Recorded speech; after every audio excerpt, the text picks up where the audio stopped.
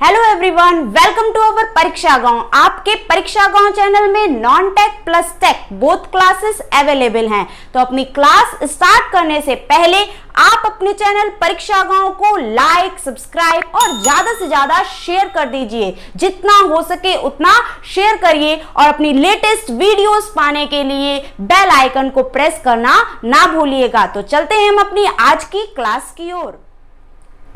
तो आज की क्लास में हम साइंस के most expected exam oriented questions की प्रैक्टिस करेंगे। तो अपनी प्रैक्टिस को जारी रखते हुए चलते हैं हम अपने फर्स्ट क्वेश्चन की ओर। हमें टाइम वेस्ट बिल्कुल भी नहीं करना है, ज्यादा से ज्यादा क्वेश्चंस की प्रैक्टिस करनी है, तभी हम एक एग्जाम को क्लियर कर सकेंगे। ठीक है ना। तो चलते हैं अपने फर्स्ट क्वेश्चन की। तो हमारा फर्स्ट क्वेश्चन क्या कह रहा है, सूर्य के प्रकाश से पराबैंगनी किरण, जिसको हम अल्ट्रावायलेट रेडिएशन कहते हैं, इसकी क्रिया से क्या उत्पन्न होता है? Option A carbon monoxide, option B ozone, option C sulphur dioxide या ऑप्शन डी फ्लोराइड। जल्दी से आंसर दीजिए, किसी का भी गलत नहीं होना चाहिए। जल्दी से आंसर दीजिए कि अल्ट्रावायलेट रेडिएशन जो कि सूर्य के प्रकाश से निकलती है, उसकी क्रिया से क्या उत्पन्न होता है? सभी ने आंसर दे दिया होगा। Option B ozone is the correct answer for this question. और let's move on our next question. तो हमारा नेक्स्ट क्वेश्चन क्या कह रहा है, कौन सी हार्मोनल बीमारी है? ऑप्शन ए जुखाम, ऑप्शन बी घेंगा, ऑप्शन सी ट्यूबरकुलोसिस या ऑप्शन डी लेप्रोसी। फटाफट हमें आंसर देना है, जल्दी से आंसर दीजिए इसका, तो हम आगे नेक्स्ट क्वेश्चन की ओर बढ़ें।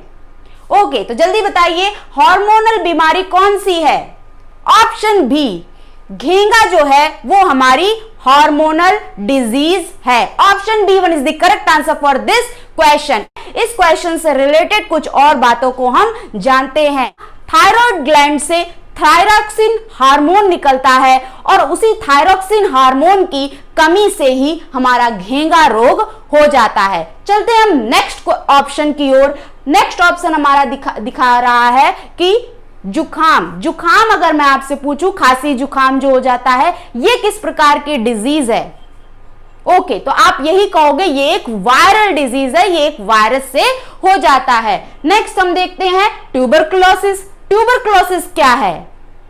तो ट्यूबरकुलोसिस को हम टीबी भी कहते हैं या क्षय रोग भी कहते हैं। ये कैसे हो जाता है? तो ये माइकोबैक्टीरियम ट्यूबरकुलोसिस नामक एक बैक्टीरिया होता है, उससे ये ट्यूबरकुलोसिस क्षय रोग हो जाता है। अच्छा, ये तो जाना, लेकिन अब हम इसके निवारण भी जानेंगे कि इसको हम कैसे इससे मुक्त होते हैं, इस बीमारी से। जल्दी से बताइए कैसे हम मुक्त होंगे, क्या इलाज करना पड़ेगा हमें? तो हमें बीसीजी का टीका लगवाना पड़ेगा, बैसिलस कालमैटी गुएरिन। बीसीजी का फुल फॉर्म क्या है? बैसिलस कालमैटी गुएरिन नाम का एक टीका हमें लगवाना पड़ेगा, तब जाके हम क्या करेंगे, इससे निवारण कर पाएंगे। नेक्स्ट हम देखते हैं लेप्रोसी। लेप्रोसी किस प्रकार की डिजीज है? तो ये भी एक बैक्टीरियल डिजीज है। किस बैक्टीरिया से ये हो जाती है? जल्दी से बताइए। तो माइकोबैक्टीरियंस लाइप्रे से ये हो जाती है। इसका निवारण हम कैसे करेंगे? फटाफट आंसर आना चाहिए। तो इसके निवारण के लिए हमें एमडीटी दवाओं का प्रयोग करना पड़ता है। एमडीटी का फुल फॉर्म बोले तो मल्टी ड्रग थेरेपी दवाओं का प्रयोग करना पड़ता है, तब हम लेप्रोसी नाम की डिजीज से मुक्त हो पाते हैं। तो इतनी बात हमने जानी। तो चलते हैं अपने नेक्स्ट क्वेश्चन की ओर। For this question option B घेंगा is the correct answer for this question. तो हमारा नेक्स्ट क्वेश्चन क्या कह रहा है, पुनरुद्भवन अर्थात रीजनरेशन मिलता है। ऑप्शन ए कॉकरोच में, ऑप्शन बी खरगोश में, ऑप्शन सी मक्खी में या ऑप्शन डी प्लेनेरिया में। फटाफट आंसर दीजिए। जितनी जल्दी आंसर देंगे उतनी जल्दी हम नेक्स्ट क्वेश्चन की ओर मूव ऑन करेंगे। ऑप्शन डी प्लेनेरिया में रीजनरेशन पाया जाता है। Option D one is the correct answer for this question. और let's move on our next question. Okay, तो हमारा नेक्स्ट क्वेश्चन क्या कह रहा है, किसी पिंड या किसी भी हम बॉडी ले लें, पिंड को ही हम बॉडी कहते हैं, किसी पिंड का अधिकतम भार कहां पर होता है? ऑप्शन ए वायु में होगा, ऑप्शन बी जल में होगा, ऑप्शन सी हाइड्रोजन में होगा, या ऑप्शन डी निर्वात में होगा, वैक्यूम में होगा। जल्दी से बताइए, फटाफट आंसर आ गया होगा आई थिंक सभी का आंसर। ओके, ऑप्शन डी निर्वात में क्या होता है, किसी भी पिंड का वेट जो होता है वो अधिकतम होता है, मैक्सिमम होता है। Option D one is the correct answer for this question. Now let's move on our next question.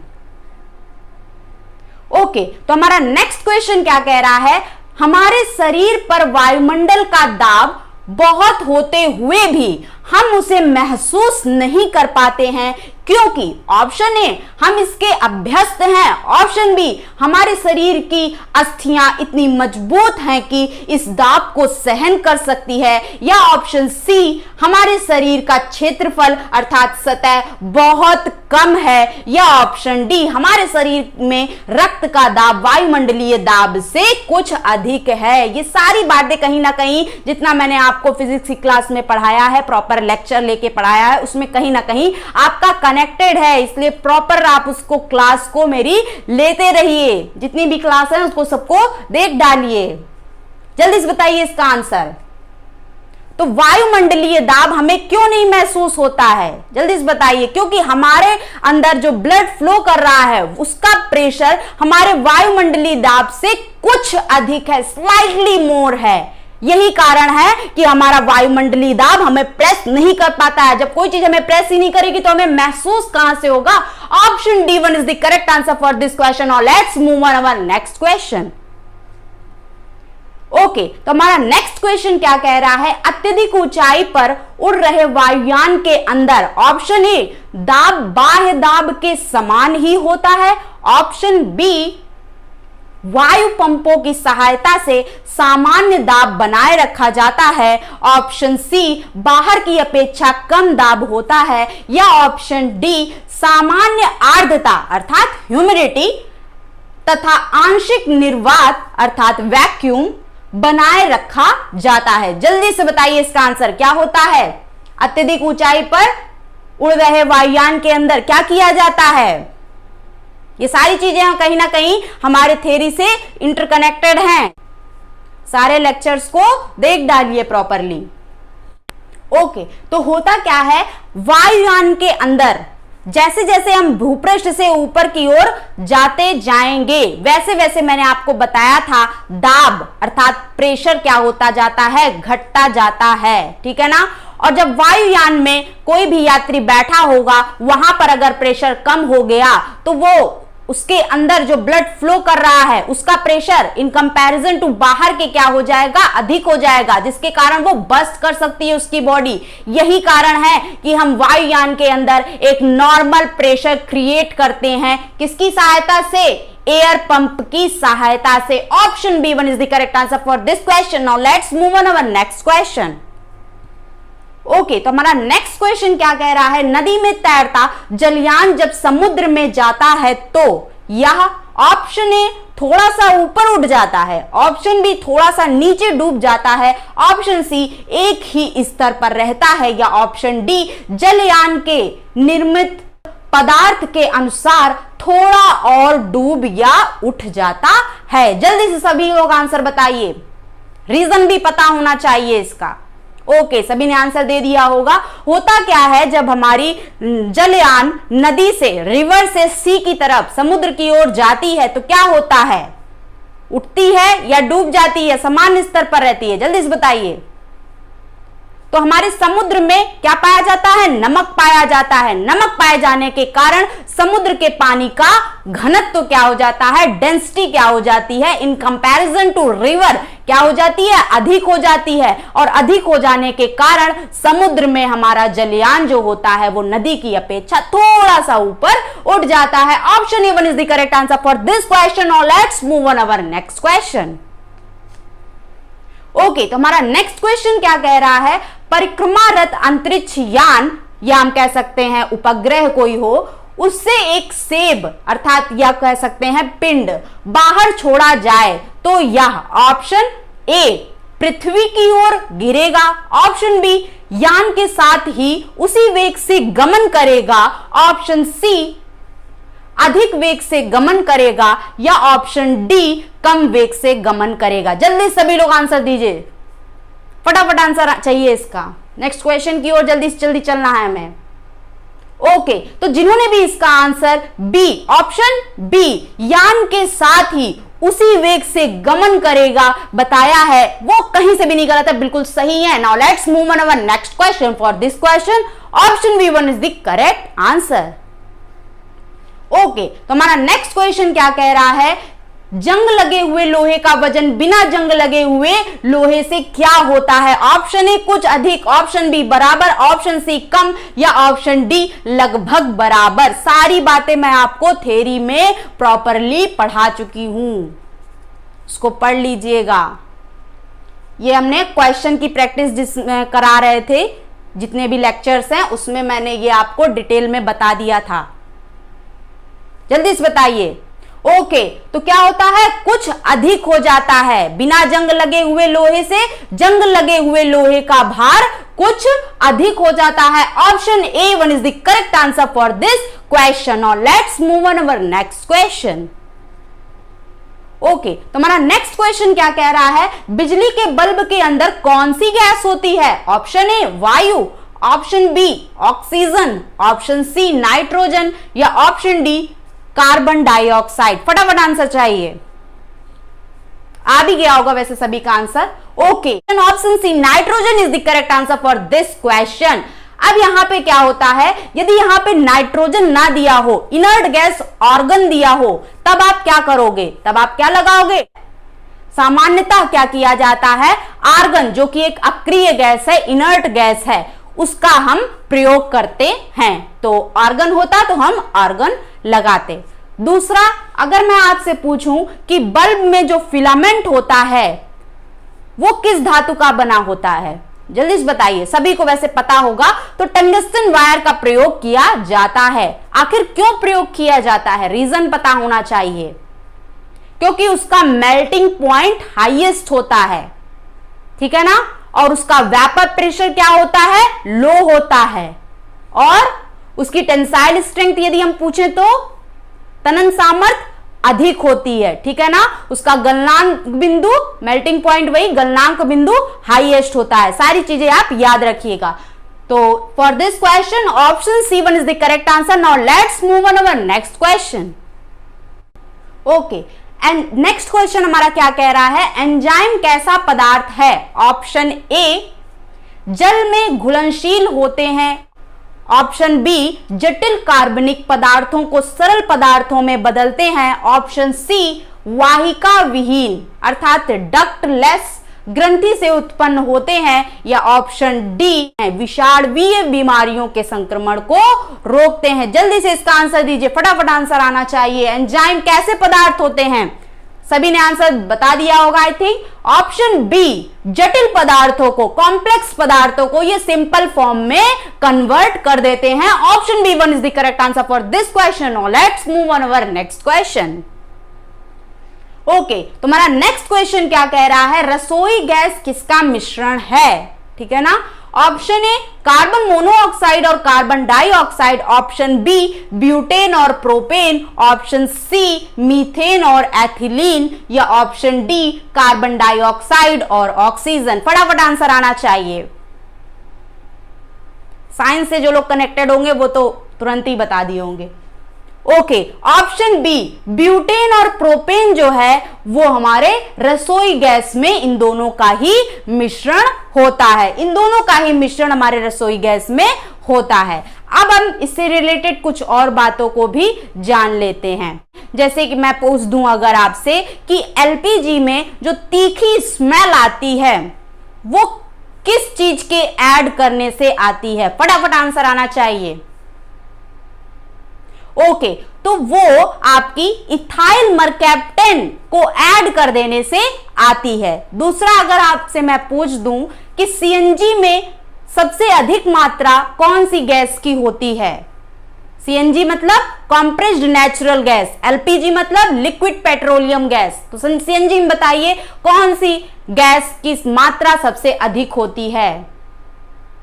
Okay, तो 85% आपका उसमें मीथेन होता है, इसके साथ साथ उसमें इथेन, प्रोपेन, ब्यूटेन भी होते हैं। नेक्स्ट अगर मैं आपसे इसी में पूछूं कि प्राकृतिक gas, it means natural gas में सबसे अधिक मात्रा किसकी होती है? तो 83% आपका मीथेन पाया जाता है, ठीक है ना। नेक्स्ट अगर मैं आपसे पूछूं बायोगैस में सबसे अधिक मात्रा किसकी होती है? जल्दी से बताइए। तो 65% मीथेन उसमें पाई जाती है।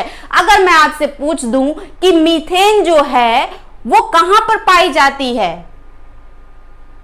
तो आप यही कहोगे, नॉर्मली आंसर दोगे कि जो धान के खेत होते हैं उनमें प्रायः इसको पाया जाता है, और इसको मार्स गैस भी कहते हैं। मीथेन गैस को हम क्या कहते हैं? मार्स गैस भी कहते हैं, दलदली गैस भी कहते हैं। दलदल वाली जगह में पाई जाती है, यही कारण है कि इसको हम मार्स गैस या दलदली गैस कहते हैं, ठीक है ना। तो चलते हैं अपने नेक्स्ट क्वेश्चन की ओर। इससे रिलेटेड मैंने कुछ बातें भी जानी, अब हम चलते हैं अपने नेक्स्ट क्वेश्चन की ओर।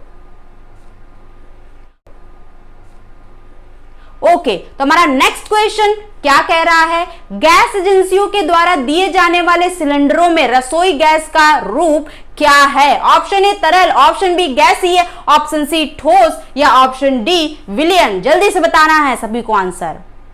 जो गैस का वहां पे स्टेट होता है, गैस का जो फॉर्म होता है वो कैसा होता है? लिक्विड फॉर्म में होता है, तरल के रूप में होता है। Option A one is the correct answer for this question. और let's move on our next question. Okay, तो हमारा नेक्स्ट क्वेश्चन क्या कह रहा है? दो विलयनों को कब आइसोटोनिक कहा जाता है? ऑप्शन ए उनका परासरण अर्थात ऑस्मोटिक दाब समान हो, ऑप्शन बी उनकी सरंध्रता बराबर हो, ऑप्शन सी उनमें एक ही विलेय घुले हों, या ऑप्शन डी उनका वाष्प दाब समान हो। जल्दी से जल्दी हमें आंसर देना है कि दो विलयनों को कब आइसोटोनिक कहा जाता है। फटाफट आंसर दीजिए। ओके, ऑप्शन ए, यदि उनका ऑस्मोटिक प्रेशर सेम होगा तभी उनको आइसोटोनिक कहा जाएगा। Option A one is the correct answer for this question. और let's move on our next question. Okay, तो हमारा नेक्स्ट क्वेश्चन क्या कह रहा है? वायु में नाइट्रोजन का क्या महत्व है? ऑप्शन ए शरीर के लिए अत्यावश्यक है, ऑप्शन बी ऑक्सीजन को तनु करती है जो कि शुद्ध अवस्था में अत्यंत क्रियाशील है, ऑप्शन सी ऑक्सीजन को रक्त में घुलनशील बनाती है, या ऑप्शन डी वायु के घनत्व को कम करती है। फटाफट आंसर आना चाहिए, ज्यादा से ज्यादा हमें क्वेश्चंस की प्रैक्टिस करनी है। फटाफट आंसर दीजिए तो नेक्स्ट क्वेश्चन की ओर मूव ऑन करें। ओके, तो नाइट्रोजन गैस हमारे वायु में जो उपस्थित होती है वो ऑक्सीजन गैस को क्या करती है? तनु करती है, जो कि शुद्ध अवस्था में अत्यंत क्रियाशील है, ठीक है ना। Now let's move on our next question. For this question, option B1 is the correct answer. Okay, तो हमारा नेक्स्ट क्वेश्चन क्या कह रहा है? कभी कभी यह देखा गया है कि जब हम किसी शीशे के बर्तन में गर्म दूध या जल डालते हैं तो वह चटक जाता है, इसका क्या कारण है? ऑप्शन ए शीशा आसानी से गर्म हो जाता है, ऑप्शन बी खौलते हुए द्रव अधिक दाब उत्पन्न करते हैं, ऑप्शन सी शीशा ऊष्मा का खराब चालक है, या ऑप्शन डी शीशा अधातु है। फटाफट आंसर आना चाहिए, कभी डालकर देखिएगा चटक जाएगा। जल्दी से बताइए इसका आंसर। ऑप्शन बी क्या होता है? जो खौलते हुए द्रव होते हैं उनका दाब, उनका प्रेशर क्या होता है? अधिक होता है। वो क्या करते हैं? अधिक प्रेशर एक्सर्ट करते हैं हमारे ग्लास पर, कांच के ग्लास पर। यही कारण है कि वो हमारे शीशे के ग्लास क्या हो जाते हैं? टूट जाते हैं। Now let's move on our next question. For this question option B1 is the correct answer. Okay, तो हमारा नेक्स्ट क्वेश्चन क्या कह रहा है?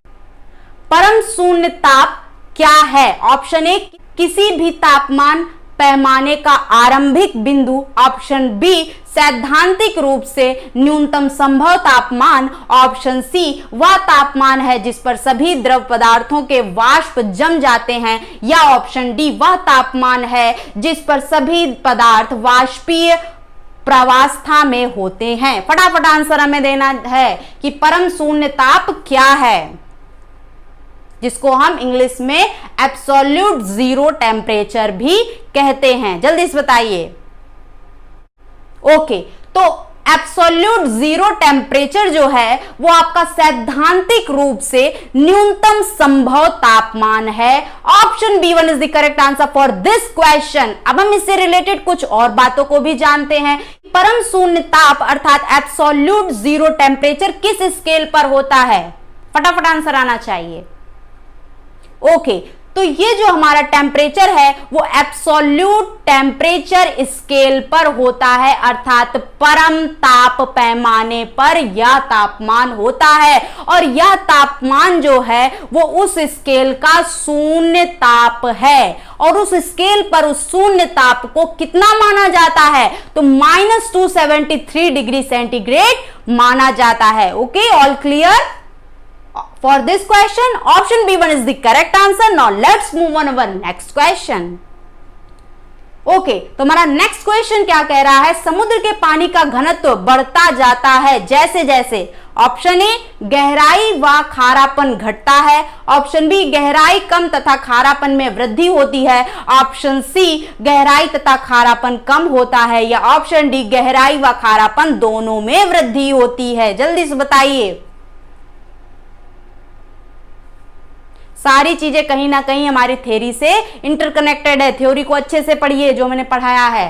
सारे लेक्चर्स को रिपीट मार दीजिए, पढ़ डालिए सारे लेक्चर्स। ओके, तो समुद्र के पानी में जैसे जैसे हम क्या करते हैं, नीचे जाते जाते हैं, वैसे वैसे घनत्व बढ़ता जाता है। और साथ ही साथ यदि समुद्र के पानी में हम देखेंगे तो खारापन जितना ज्यादा होगा उतना ज्यादा हमारा उस पानी का घनत्व होगा, अर्थात क्या हो जाएगा? Option D1 is the correct answer for this question. और let's move on our next question.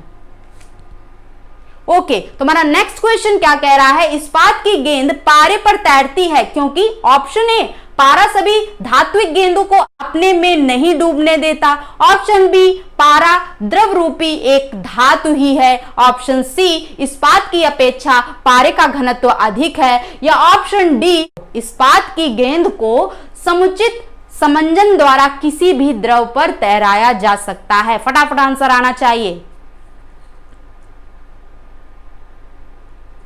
जल्दी से बताइए। आंसर दे दिया होगा आई थिंक सभी ने। क्या होगा? इस्पात की गेंद पारे पर क्यों तैरती है?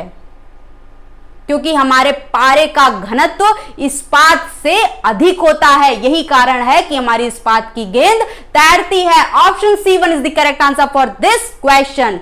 इस पारे का अर्थात मरकरी का घनत्व कितना होता है? फटाफट आंसर आना चाहिए।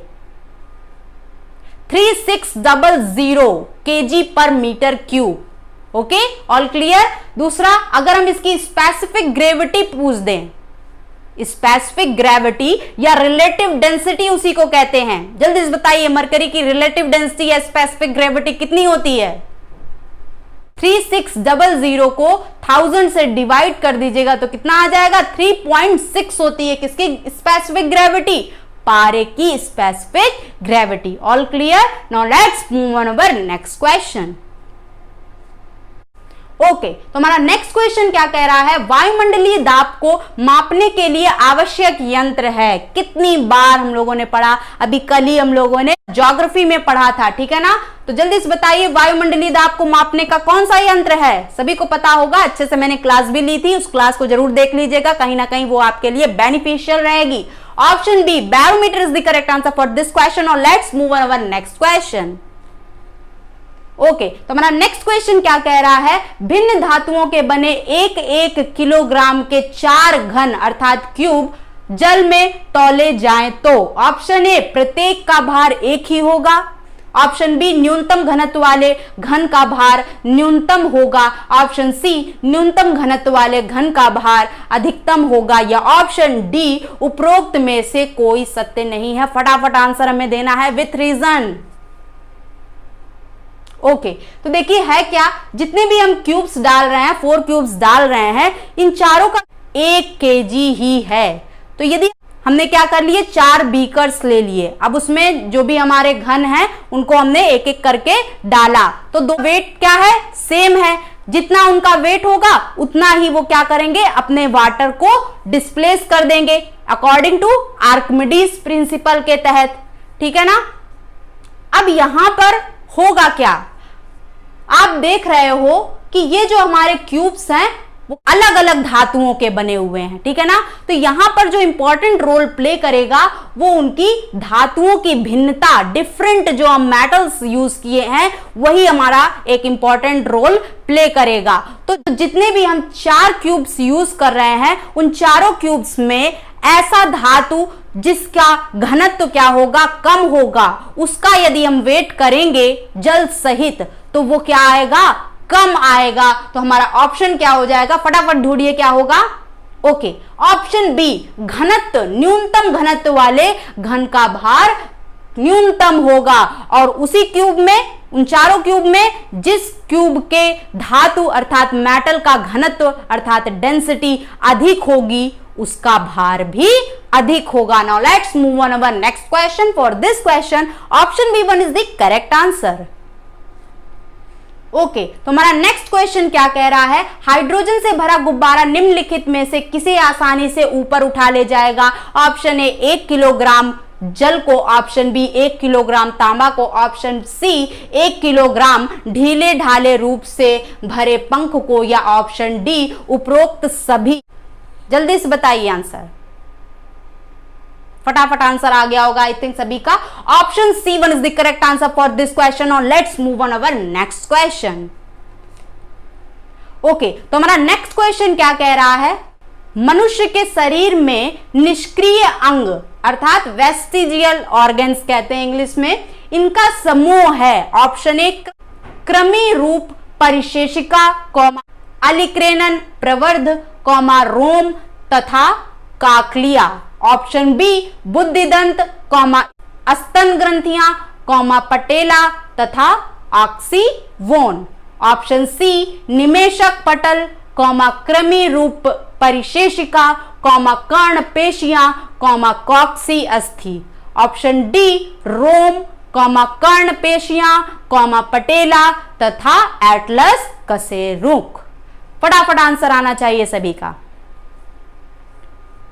ओके, तो पहले तो ये जानिए कि वेस्टिजियल ऑर्गन्स या हमारे निष्क्रिय अंग जिनको हम अवशेषी अंग भी कहते हैं, ये आखिर होते क्या हैं।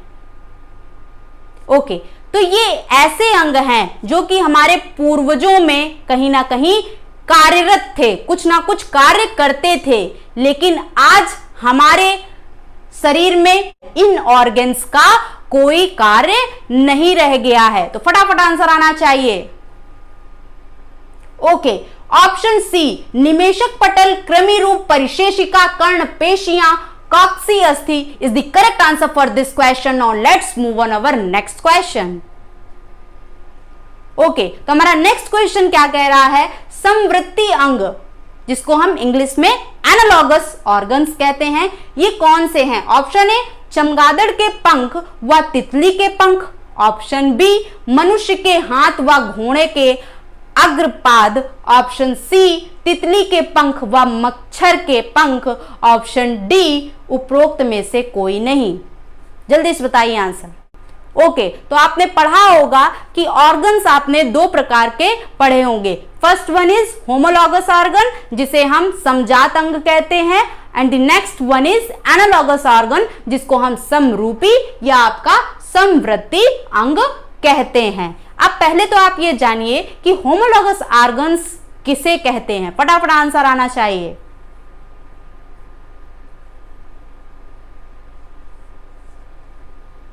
ओके, तो होमोलॉगस ऑर्गन्स अर्थात समजात अंग ऐसे अंग होते हैं जो कि विभिन्न कार्यों में उनकी उपयोगिता होती है और विभिन्न कार्यों में इनके उपयोग होने के कारण, अलग अलग कार्यों में इनकी उपयोग होने के कारण ये हमें एक समान नहीं दिखाई देते हैं, असमान दिखाई देते हैं। ठीक है ना, असमान देखने में तो लगते हैं लेकिन इनकी जो मूल संरचना होती है वो समान होती है। अब आप पूछोगे एग्जाम्पल, फटाफट सभी लोग एग्जाम्पल जरूर पूछेंगे, तो जल्दी से बताइए, आप पहले एग्जाम्पल बताइए, सोचिए क्या होगा एग्जाम्पल।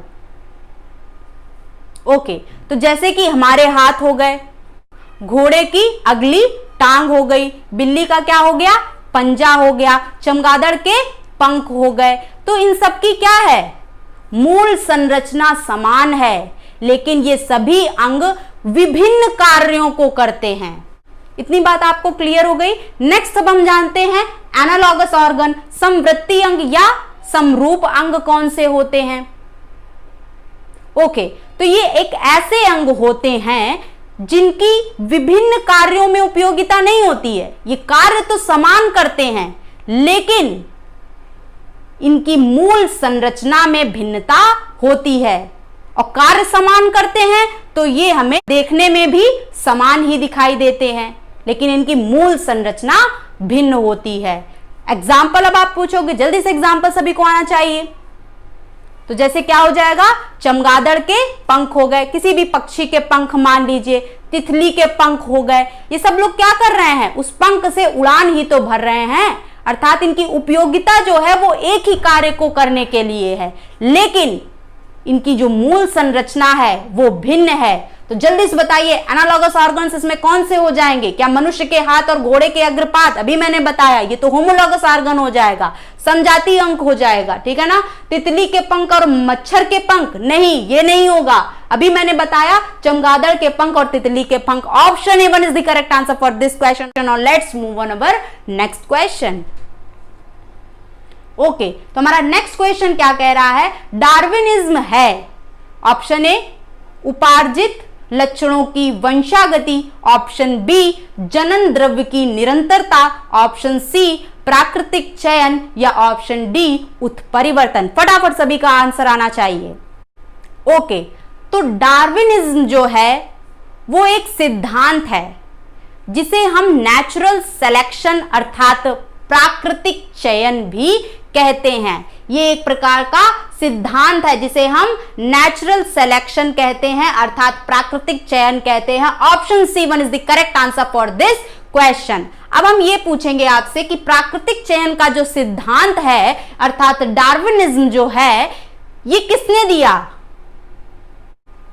फटाफट आंसर आना चाहिए। तो किसने दिया, डार्विन ने दिया। इसके साथ साथ अगर मैं आपसे ये पूछूं कि चार्ल्स डार्विन जिन्होंने ये सिद्धांत दिया उन्होंने किस पुस्तक की संरचना की थी, फटाफट आंसर आना चाहिए। तो origin of species by natural selection नाम की पुस्तक की संरचना की थी। नेक्स्ट अगर हम कुछ इसी से रिलेटेड देखें, एक हमारे आए थे लैमार्क, इसी ऑप्शन में दे देते हैं। तो क्या अगर मैं आपसे पूछूं कि लैमार्क ने किस सिद्धांत को दिया था, फटाफट आंसर आना चाहिए। बता भी दिया मैंने इशारों में। ओके, लैमार्क ने किस सिद्धांत का प्रतिपादन किया था, तो उपार्जित लक्षणों की वंशागति नाम के सिद्धांत को लैमार्क ने दिया था। दूसरा अगर मैं आपसे पूछ दूं कि लैमार्क द्वारा कौन सी पुस्तक लिखी गई थी, ओके, तो कौन सी पुस्तक लिखी गई थी, फिलोसफिक जोलॉजिक लिखी गई थी। दूसरा नेक्स्ट मैं अगर आपसे पूछूं, इसी में से पूछ देती हूं कि उत्परिवर्तन इस सिद्धांत को किसने दिया था, फटाफट आंसर आना चाहिए। तो ह्यूगो डेवरिस ने दिया था। किसने दिया था, ह्यूगो डेवरिस ने दिया था। इससे रिलेटेड आपके क्वेश्चंस एग्जाम में पूछ दिए जाते हैं तो सभी को आंसर्स पता होने चाहिए। तो for this question option C one is the correct answer. Now let's move on our next question. Okay, तो हमारा नेक्स्ट क्वेश्चन क्या कह रहा है, जब दो जीव साथ रहें तथा एक को लाभ हो लेकिन दूसरे को कोई लाभ ना हो तो वह कहलाते हैं। फटाफट आंसर आना चाहिए। एक को लाभ हो रहा है लेकिन दूसरे को कोई लाभ नहीं हो रहा है। जल्दी से बताइए क्या होगा आंसर इसका। ओके, किसी एक जीव को लाभ हो रहा हो और वहीं दूसरे को क्या हो रहा हो, लाभ ना हो रहा हो, तो उसे हम संभोजिता या कॉमेंसेलिज्म कहते हैं। दूसरा, इसी में से अगर मैं आपसे पूछ दूं कि यदि दो जीवों का समूह है, उसमें एक को लाभ हो रहा है लेकिन दूसरे को क्या हो रहा है, लाभ होना तो दूर की बात है, हानि हो जा रही है, तो उसे हम क्या कहेंगे? फटाफट आंसर आना चाहिए। तो उसे हम पैरासिटिज्म कहेंगे, जिसको हिंदी में परजीविता कहा जाता है। और इसी से रिलेटेड कुछ जानते हैं कि यदि दो जीवों का समूह है, उसमें एक जीव को दूसरा जीव भक्षण कर दे रहा है, पूर्ण रूप से उसका भक्षण कर दे रहा है, तब हम उसको क्या कहेंगे? फटाफट आंसर आना चाहिए। ओके, तब हम उसको प्रीडेशन कहते हैं, अर्थात परभक्षण या परभक्षी कहा जाता है। ठीक है ना, हिंदी में भी मैंने आपको बता दिया। नेक्स्ट, अगर हम जाने कि यदि दो जीवों का समूह है, उन दोनों को ही लाभ हो रहा हो, तब हम उसको क्या कहेंगे? फटाफट आंसर आना चाहिए। ओके, तो तब हम उसको सिम्बायोसिस कहेंगे। ओके, तो इन सारी बातों को भी आपने जान लिया। कहीं से भी क्वेश्चन आएगा, आप चूकोगे नहीं आंसर को सही टिक करने में। तो चलते हैं अपने नेक्स्ट क्वेश्चन की ओर। फॉर दिस क्वेश्चन क्या हो जाएगा? Option D1 is the correct answer. Now let's move on our next question. Okay, तो हमारा नेक्स्ट क्वेश्चन क्या कह रहा है? भूमि अपरदन, जिसको हम सॉइल एरोजन कहते हैं इंग्लिश में, इसकी रोकथाम संभव है। ऑप्शन ए, पुनः वन रोपण एफॉरेस्टेशन से। ऑप्शन बी, वनों के विनाश डिफॉरेस्टेशन से। ऑप्शन सी, फसलों के प्रत्यावर्तन अर्थात क्रॉप रोटेशन। या ऑप्शन डी, चारागाह प्रबंध से। फटाफट आंसर आना चाहिए कि सॉइल एरोजन के रोकथाम के लिए हमें क्या करना चाहिए। आपको कहा जाता है वृक्ष लगाओ, वृक्ष लगाओ, वृक्ष लगाओ, पर्यावरण बचाओ, पर्यावरण बचाओ, पर्यावरण बचाओ। काफी ज्यादा फायदा होता है हमें वृक्ष लगाने से, तो हमें वृक्ष लगाने चाहिए। तो हमारा क्या हो जाएगा? Afforestation is the correct answer for this question. Soil halogen के रोकथाम के लिए क्या करना पड़ता है? हमें एफॉरेस्टेशन करना चाहिए, हमें वृक्षों को लगाना चाहिए। तो आप जानते होंगे कि हमारे पेड़ की जो जड़ें होती हैं काफी मजबूत हो जाती हैं, इसके साथ साथ काफी लंबी गहराई तक वो जाती हैं, और गहराई तक जाने के कारण और उनमें मजबूती होने के कारण वो सॉइल के साथ में बॉन्डिंग अच्छी क्रिएट कर लेती हैं, और जिससे हमारा क्या होता है? सॉइल एरोजन रुक जाता है, अर्थात भूमि अपरदन रुक जाती है। Now let's move on our next question. Okay, तो हमारा नेक्स्ट क्वेश्चन क्या कह रहा है? डार्विन का सिद्धांत था। ऑप्शन ए, योग्यतम की उत्तरजीविता, जिसको हम सर्वाइवल ऑफ द फाइटेस्ट कहते हैं। ऑप्शन बी, प्राकृतिक चयनवाद नेचुरल सिलेक्शन। ऑप्शन सी, म्यूटेशनवाद, जिसे हम म्यूटेशन थेरेपी कहते हैं। ऑप्शन डी, परिवर्तनों सहित अवरोहण। फटाफट आंसर आना चाहिए। डार्विन का सिद्धांत था, कौन सा सिद्धांत था? अभी मैंने आपको बताया, नेचुरल सिलेक्शन इनका सिद्धांत था। इन्होंने कौन सा सिद्धांत दिया था? नेचुरल सिलेक्शन दिया था, जिसे हम डार्विनिज्म भी कहते हैं। और साथ ही साथ आप ये भी जान लीजिए कि सर्वाइवल ऑफ द फाइटेस्ट और नेचुरल सिलेक्शन, ये दोनों ही सिद्धांत एक ही हैं। तो हमारा क्या हो जाएगा? Option B1 is the correct answer for this question. और let's move on our next question. Okay, तो हमारा नेक्स्ट क्वेश्चन क्या कह रहा है? आर्कियोप्टेरिक्स किनका संयोजक था? ऑप्शन ए, सरीसृपों व अस्तनी। ऑप्शन बी, पक्षियों व अस्तनी। ऑप्शन सी, उभयचरों व अस्तनी। या ऑप्शन डी, सरीसृपों व पक्षियों के। जल्दी से बताइए, आर्कियोप्टेरिक्स किन दोनों के बीच की कनेक्टिव लिंक थी, संयोजक कड़ी थी? फटाफट आंसर आना चाहिए। ओके, तो सरीसृपों व पक्षियों के बीच की कनेक्टिव लिंक थी, कौन थी? आर्कियोप्टेरिक्स थी। ठीक है ना, तो क्या हो जाएगा, option D1 is the correct answer for this question.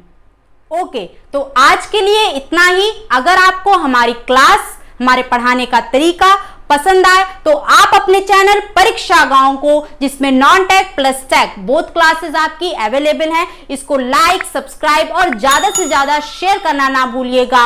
और अपनी लेटेस्ट वीडियोस पाने के लिए बेल आइकन को जरूर प्रेस कर दीजिएगा, ठीक है ना। तो इसी तरह आप क्वेश्चंस की प्रैक्टिस लगातार कंटिन्यू रखिए और एग्जाम को बीट करने के लिए कदम दर कदम उसकी ओर बढ़ाते चलिए। Okay, thank you.